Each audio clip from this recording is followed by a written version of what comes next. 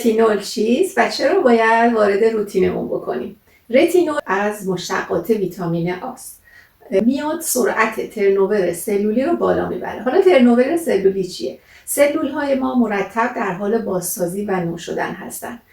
سلول ها در لایه بازال تقسیم میشن و 28 روز طول میکشه تا به سطح پوست ما برسن و آب و مواد میان بافتیشون رو از دست میدن، به صورت یک لایه کراتین خشک شده روی سطح پوست ما میمونن.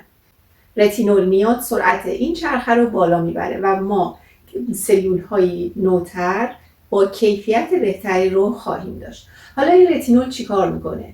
چین و چروک ریز صورت رو باز میکنه، پوست رو روشن میکنه، خاصیت ضد لک داره، التهابات رو از بین میبره، آکنه رو از بین میبره و کلا به پوستتون یک قوام خیلی خوبی میده.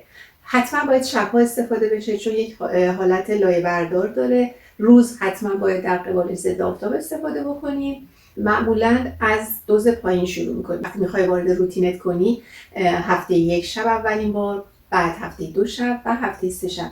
بسته به سن و سالتون میزان استفاده متفاوت هستش. سنین هرچی پایین تر باشه میزان استفاده در هفته پایین تره.